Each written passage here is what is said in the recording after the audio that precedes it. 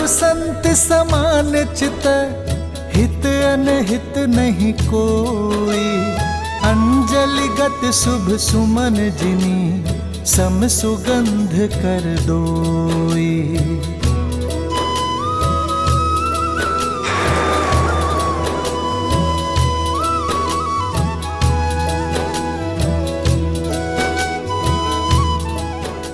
রাম রাম।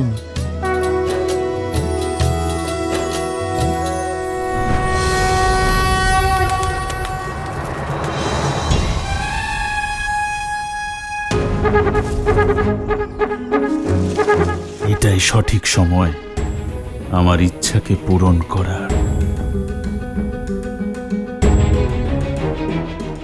একবার এই সুন্দরীকে স্পর্শ করতে পারলেই আমার ইচ্ছাও পূরণ হয়ে যাবে, আর কেউ জানতেও পারবে না।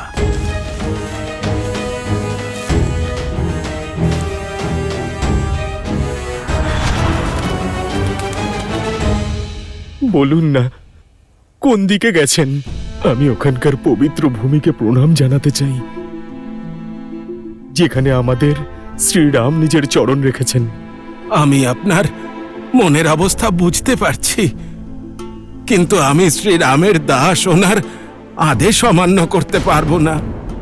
উনি স্পষ্ট নির্দেশ দিয়েছেন যেন ওনাকে কেউ অনুসরণ না করে। ক্ষমা করবেন, ক্ষমা। শ্রীরামের সঙ্গে এখানে থাকতে নয়, বরং ওনাকে অযোধ্যায় ফিরিয়ে নিয়ে যেতে এসেছি।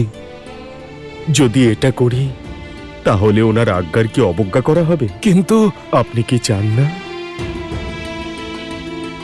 যে আমার দাদা রাম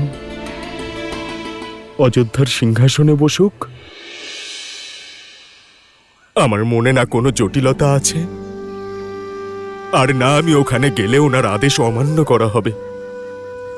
ওনার কাছে যাওয়ার পথ বলুন আমাকে, না হলে এখানেই আমি প্রাণ ত্যাগ করব।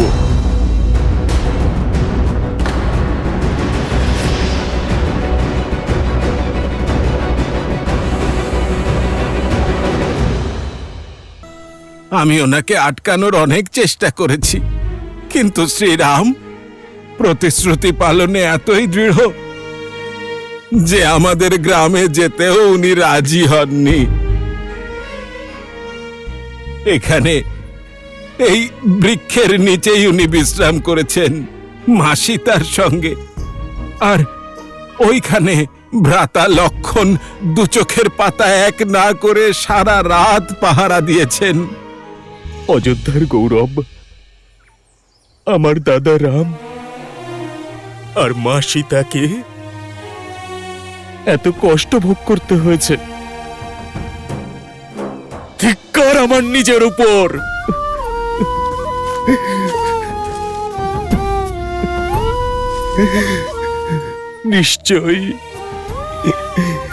নিশ্চয়ই আমার রাম ভক্তিতে কোনো খামতি ছিল, তাই আমার দাদার প্রতি হওয়া অন্যায়ের আভাস আমি পাইনি।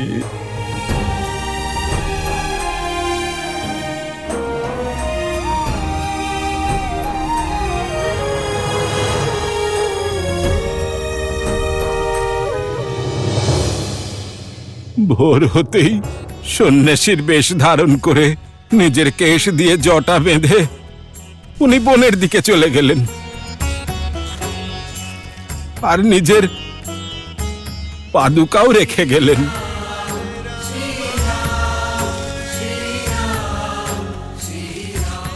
বললেন যে একজন বনবাসীর এই পাদুকার আর প্রয়োজন নেই।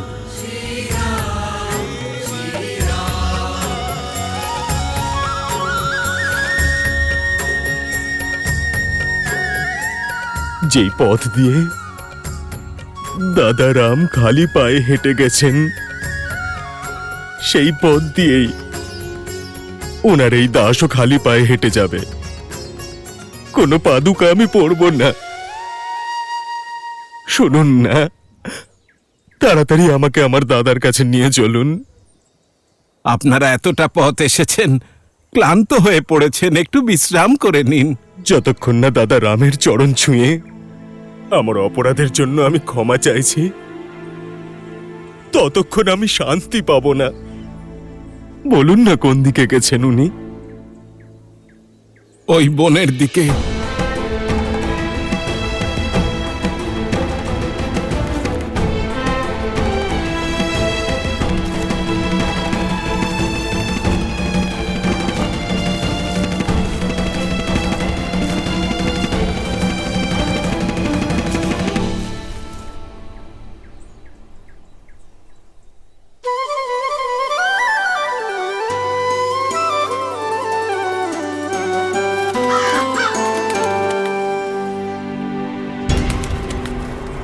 কাকভূষণ্ডী মহাশয়,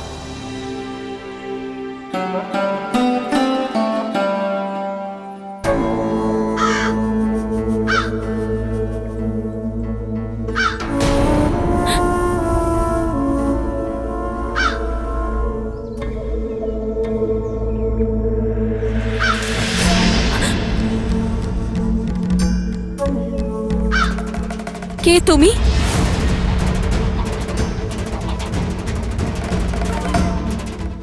এই মুহূর্তে স্বরূপে প্রকট হও, না হলে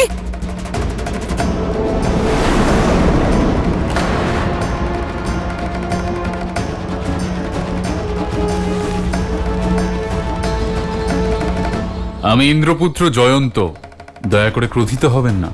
আমি তো শুধু চরণ স্পর্শ করে আপনার আশীর্বাদ নিতে চেয়েছিলাম। এক নারীকে এই প্রকৃতি ষষ্ঠ ইন্দ্রিয় দিয়ে এই পৃথিবীতে পাঠায়, যে কুস্পর্শ আর কুদৃষ্টি দুটোই ভালো করে বুঝতে পারে। আর তুমি আমাকে কু উদ্দেশ্য নিয়ে স্পর্শ করেছ।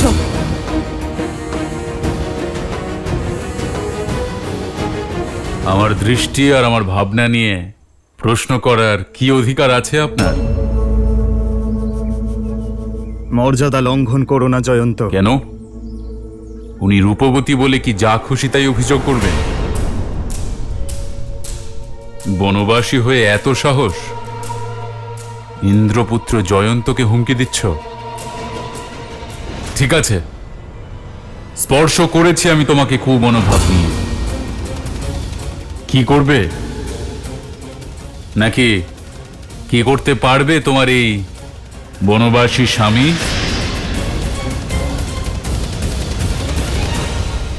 যত বড় পদ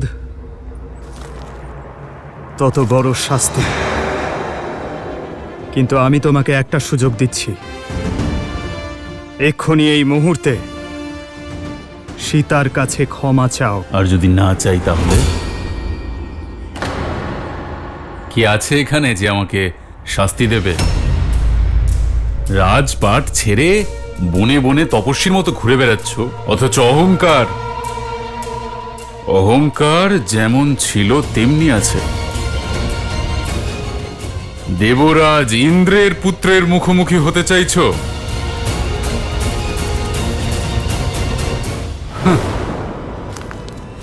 দাঁড়াও জয়ন্ত।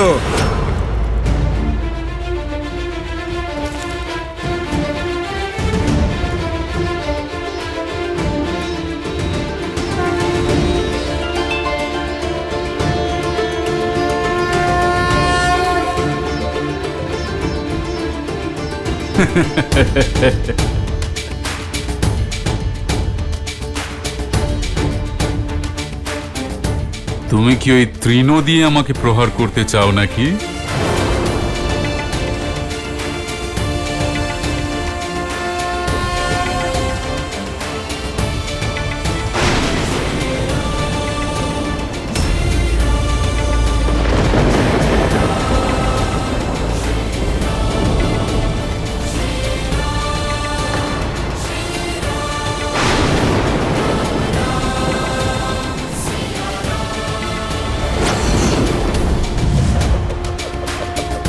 ব্রহ্মাস্ত্র!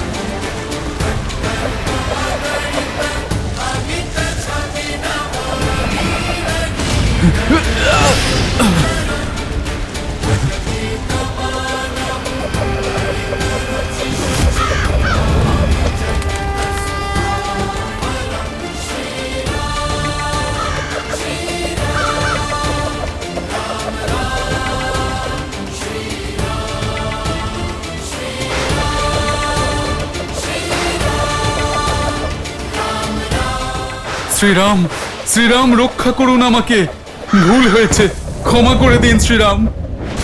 রক্ষা করুন প্রভু, রক্ষা করুন আমাকে। কামের দ্বারা আমি বুদ্ধিভ্রষ্ট হয়ে পড়েছিলাম, দয়া করে আমাকে রক্ষা করুন। আমি আর এ অন্যায় কখনো করব না। আমি পরস্ত্রীকে মায়ের সম্মান দেব। আমায় প্রাণ ভিক্ষা দিন। যুগ যাই হোক না কেন, সময় যেরকমই হোক না কেন, একজন নারীর সম্মান নষ্ট করা সর্বদা মহাপাপের শ্রেণীতেই গণ্য হয়। দরিদ্রের আত্মসম্মানে যদি আঘাত করো, তাকে বিরক্ত করো, তাহলে একটি কাঠিও তোমাকে ব্রহ্মাস্ত্রের মতো আঘাত করবে। কিছু অপরাধের জন্য ক্ষমা নয়, শিক্ষা দিতে হয়। একজন নারীর সম্মান নষ্ট করার জন্য স্বয়ং তোমার পিতাও রক্ষা পাননি, আর সহস্র আঘাত নিয়ে ঘুরে বেড়াচ্ছেন। তাহলে তুমি কি করে রক্ষা পাবে? তুমি আমার কাছে ক্ষমা চেয়েছ, তাই তোমার প্রাণ নাশ করলাম না। যে কুৎসিত লালসার দৃষ্টি দিয়ে তুমি আমার সীতাকে দেখেছ, যে কামনার মনোভাব নিয়ে তুমি তাকে স্পর্শ করেছ, তার শাস্তি তুমি অবশ্যই পাবে।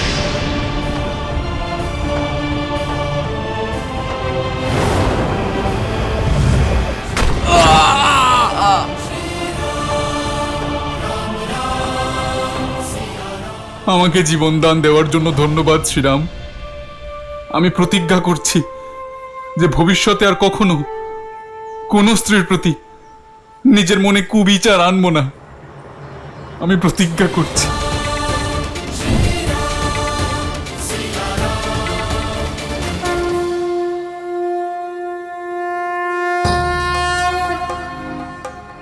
পথ দেখান মহর্ষি। ভরত, তুমি কেন রামের কর্তব্যের পথে বাধা সৃষ্টি করছো? রাম তো এই সংসারের, তাকে অযোধ্যার মধ্যে সীমাবদ্ধ করতে চাইছো কেন? এসব আপনি কি বলছেন মহর্ষি? ওনার আনন্দময় জীবনে তো আমি ওনার জন্য কাঁটা হয়ে গেছি।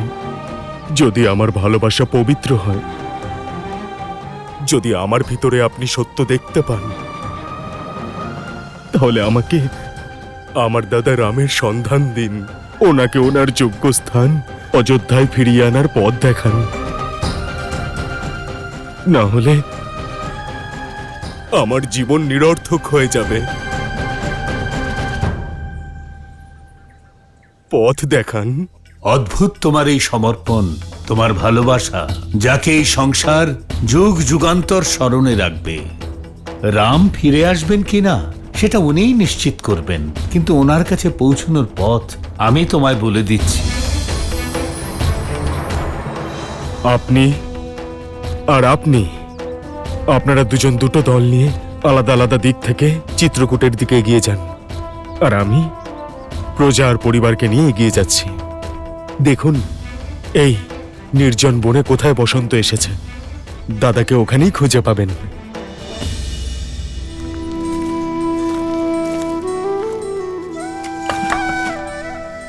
জ্বালানির জন্য কাঠ নিয়ে এসেছি মা। এবার আমার মনে হয় যে এই কাঠগুলোকে আমরা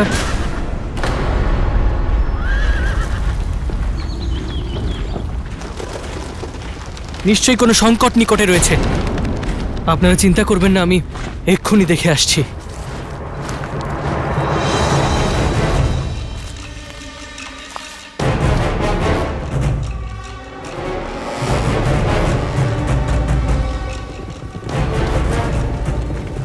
অযোধ্যার সৈন্যদল, দাদা সাবধান!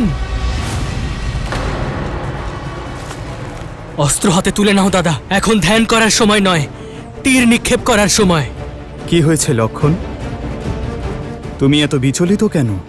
কারণ দুঃস্বপ্ন সত্য হতে চলেছে দাদা,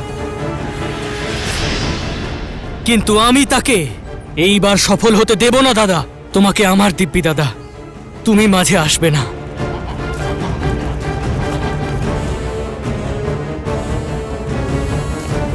কি হয়েছে লক্ষণ? কে এসেছে? সেই দাদা, তোমার প্রিয় ভরত। কি? আমার ভরত এসেছে?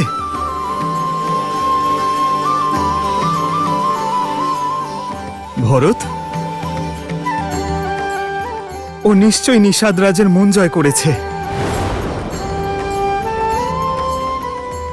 এইবার তো বড় হও লক্ষণ, নাকি ছোটবেলার মতোই আমার স্নেহ পেতে ভরতের সঙ্গে লড়াই করবে তুমি? তোমার মন এত পবিত্র কেন দাদা? দেখো দাদা, দেখো, তোমার প্রিয় ভরত একা আসেনি, নিজের সঙ্গে সম্পূর্ণ সৈন্যদল নিয়ে এসেছে।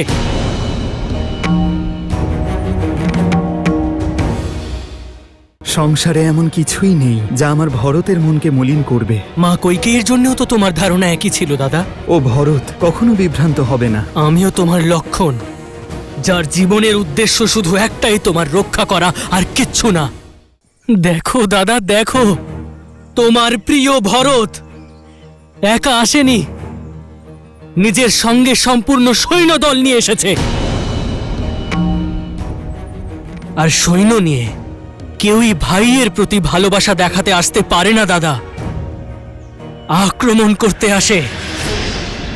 তোমাকে অযোধ্যা থেকে দূর করে ওর মন এখনো ভরেনি দাদা, কারণ অযোধ্যার মনের মধ্যে এখনো তুমি বাস করছো দাদা। আর এই বিষয়টাকেও কিছুতেই মানতে পারবে না দাদা, কিছুতেই না। ও ভয় পাচ্ছে দাদা, যাতে ওর রাজ্য হাতছাড়া না হয়ে যায়, তাই তোমার উপরে আক্রমণ করে এই সন্দেহ সদা সর্বদার জন্য মুছে ফেলতে চাইছে।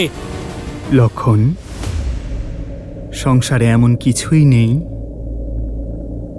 যা আমার ভরতের মনকে মলিন করতে পারে। মা কৈকেয়ীর জন্য তো তোমার ধারণা একই ছিল দাদা,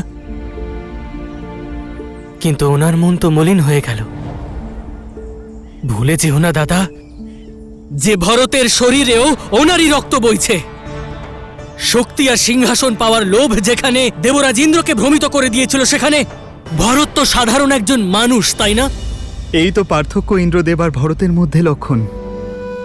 ও ভরত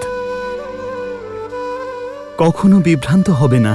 তাহলে আমিও তোমার লক্ষণ দাদা, যার জীবনের উদ্দেশ্য শুধু একটাই, তোমার জীবনের রক্ষা করা, আর কিচ্ছু না। আর এই আমি করেই ছাড়ব। লক্ষণ,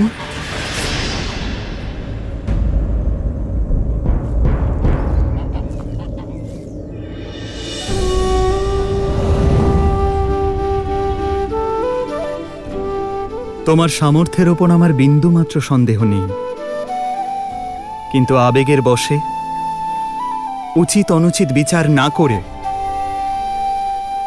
যদি তুমি ভরতের প্রাণ নাশ করো, তাকে পুনরায় জীবন দান দিতে পারবে তুমি? আমি নিজের চোখে যা দেখছি তা কিভাবে মিথ্যে হতে পারে? সত্য দৃষ্টি এবং শ্রবণের ঊর্ধ্বে হয় লক্ষণ।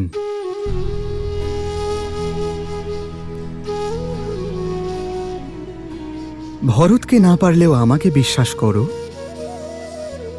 ভরতের মনে কেবল পবিত্র প্রেম বিরাজমান লক্ষণ, আর কিছুই নয়।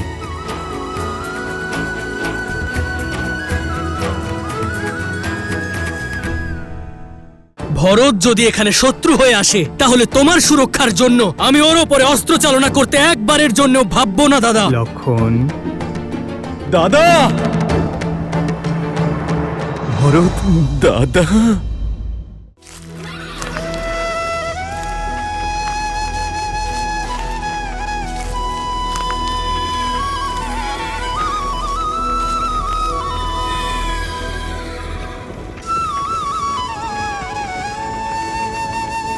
ভ্রাতা ভরত, ভ্রাতা ভরত, সেই কুটির খুঁজে পেয়েছি যেখানে শ্রীরাম, সীতামা আর ভ্রাতা লক্ষণ রয়েছেন। আর এক মুহূর্ত ওনাদের না দেখে থাকতে পারছি না আমি। ওই ওই জায়গাটা কোথায়? ওইদিকে ওইদিকে ভ্রাতা ভরত। আপনি একটা কাজ করুন, আপনি বাকি সকলকে নিয়ে আসুন। আমি আর প্রতীক্ষা করতে পারছি না। ওইদিকে ওইদিকে চলো চলো, সবাই আমার পিছনে পিছনে এসো এসো এসো এসো।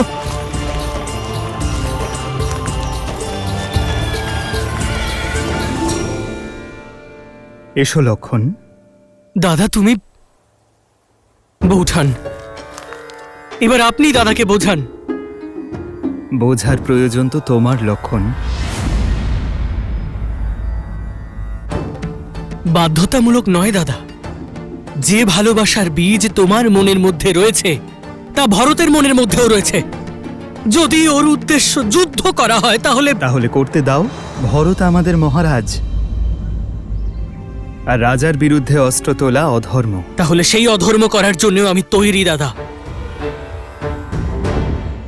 যদি ভরত শত্রু হয়ে এখানে আসে তাহলে তোমার সুরক্ষার জন্য ওর ওপরে অস্ত্র চালনা করতে একবারের জন্য ভাববো না দাদা। লক্ষণ,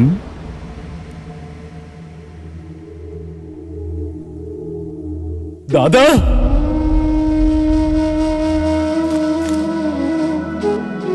आदर्श और मर्यादा की है ये कथा ভরত, দাদা, मद श्री से मिलाने श्रीमद् रामायणम श्रीमद् रामायण আমার ভরত। श्रीमद् रामायणम।